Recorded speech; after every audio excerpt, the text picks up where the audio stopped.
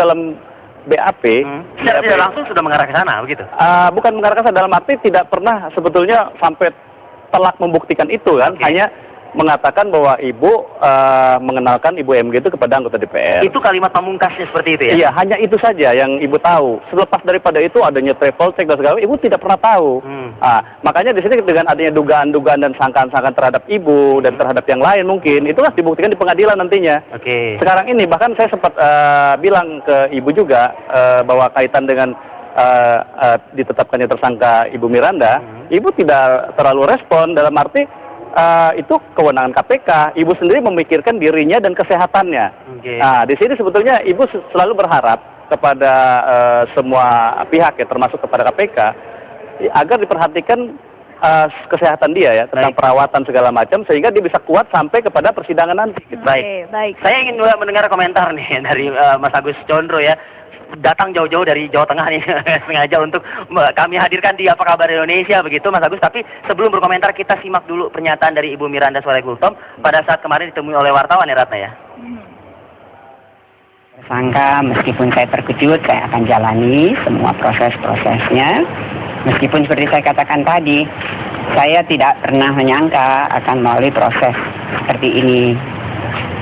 Karena selama saya menjadi saksi-saksi di KPK yang selalu saya datangi, tidak pernah saya hindari, itu saya merasa sudah menjelaskan semua fakta-faktanya. Saya merasa selama ini saya sangat kooperatif.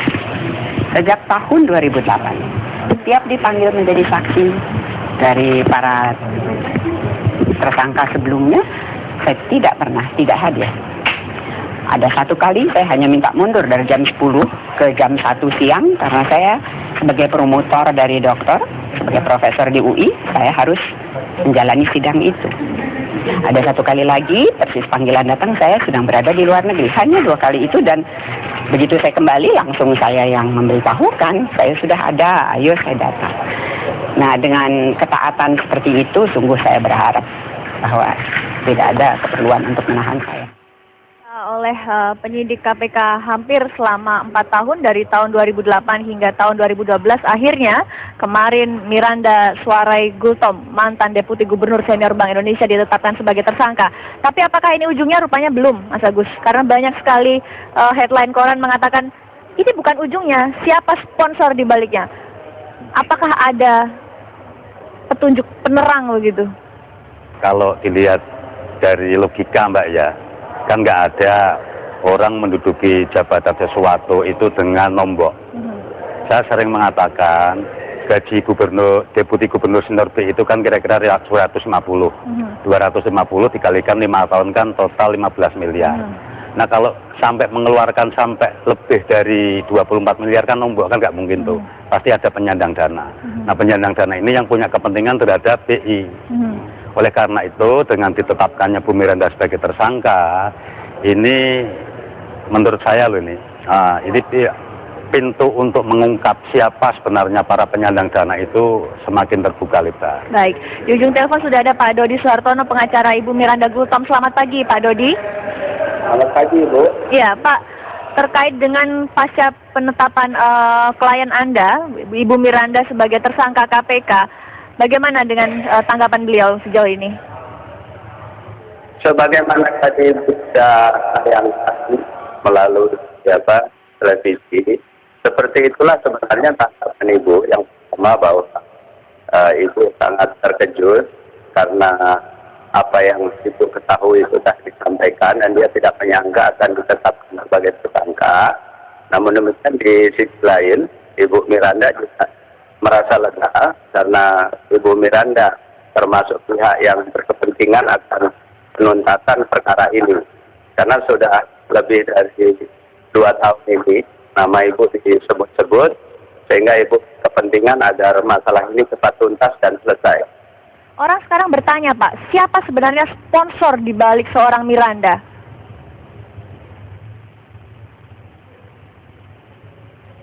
Seperti yang sudah dijelaskan Ibu Miranda, apa yang diketahui telah dijelaskan di dalam beberapa kali kehadiran Ibu Miranda di dalam persidangan.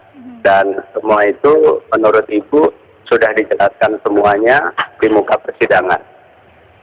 Ya, Pak Dodi, saya membayangkan begini, ketika mungkin Ibu Miranda sebelumnya belum berstatus tersangka begitu Pak Dodi, tentunya mungkin banyak data atau informasi yang disimpan oleh Ibu Miranda. Nah, apakah kedepannya nanti akan semakin kooperatif dengan KPK dalam memberikan sejumlah informasi untuk menguaklah siapa dalang dibalik aktor penyuap dana pemilihan gubernur senior Bank Indonesia ini? Di dalam keterangan Ibu Miranda kemarin sore, Ibu Miranda menyampaikan bahwa Ibu Miranda akan menyampaikan data-data atau fakta-fakta sebagaimana juga selalu Ibu Miranda sampaikan dari proses penyelidikan maupun di dalam proses pemberian kesaksian di muka persidangan. Ya. Oke, artinya akan ada dilakukan pemeriksaan dalam waktu dekat ini, segera begitu Pak Dodi? Kami masih menunggu tindakan pemanggilan dari KPK dan Ibu Miranda siap untuk hadir di dalam memberikan keterangan-keterangan yang dibutuhkan. Ada juga wacana yang kami dengar Pak Dodi bahwa bila mana dalam waktu dekat diharuskan untuk proses penahanan terhadap Ibu Miranda, apakah Ibu Miranda ini siap untuk melakukan hal tersebut? Itu adalah merupakan kewenangan KPK dan kami belum berpikir sampai sejauh itu. Apakah hari ini Ibu Miranda masih beraktivitas seperti biasa atau memang sudah ada jadwal pemanggilan oleh KPK? Ibu Miranda masih beraktivitas untuk memberikan kuliah dan memberikan bimbingan di dalam program doktor di Universitas Indonesia. Dan sampai sekarang pemanggilan yang diterima oleh Ibu Miranda adalah untuk hadir di dalam memberikan kesaksian pada tanggal 30 Januari ini. Oke. Ya. Nama Ibu Miranda sering dikait-kaitkan dengan sebuah bank, yaitu Bank Artagraha. Apa hubungan dari Ibu Miranda dan juga bank ini? Ya, mungkin pertanyaan ini lebih pantas untuk disampaikan kepada pihak-pihak yang mengkaitkan karena mungkin mereka yang mengetahuinya itu. Oke. Apakah KPK kemarin menyebutkan apa bukti yang membuat Ibu Miranda pantas dijadikan sebagai tersangka kepada pihak Anda? Ya, Ibu Miranda sampai saat ini belum menerima pemberitahuan secara resmi dari KPK dan Ibu Miranda baru mengetahui hal ini dari berita-berita yang disajikan di mass media. Baik, saya ke Mas Agus Condro terlebih dahulu, Mas. Mas Agus, kita melihatnya kan sejauh ini penanganan KPK mungkin ya sudah sangat signifikan lah begitu ya dengan menetapkan Miranda ini sebagai tersangka begitu. Tapi sampai harus menunggu waktu sejauh itukah begitu Mas Agus? Karena saya membayangkan seperti ini. Statement atau pernyataan dari Mas Agus tentunya kan sudah bisa juga menyeret dari Ibu Miranda pada saat itu.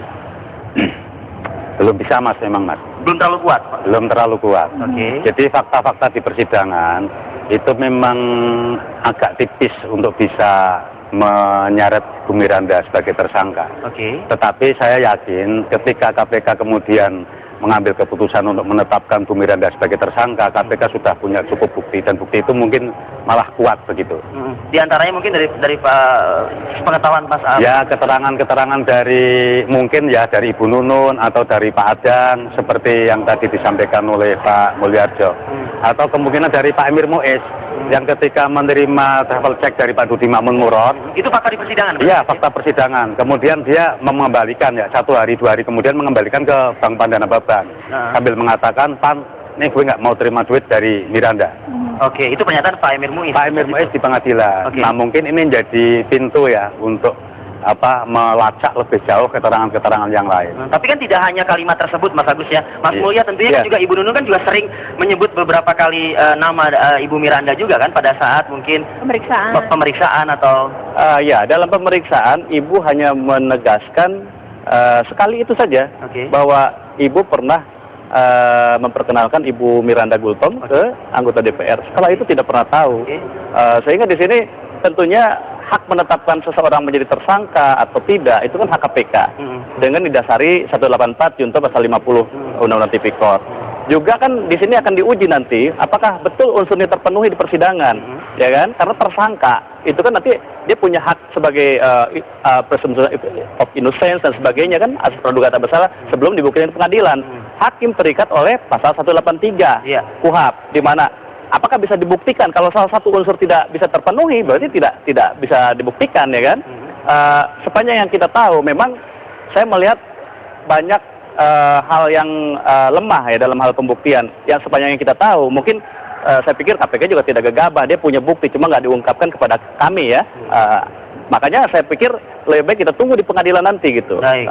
Apa yang akan mau diajukan, bukti-bukti apa, saksi-saksi apa.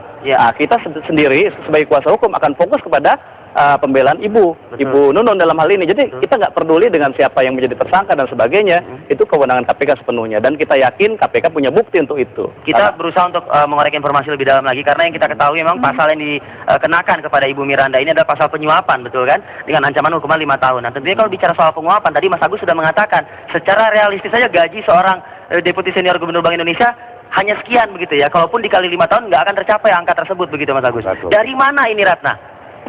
Kita akan temukan jawabannya usai jeda pariwara berikut.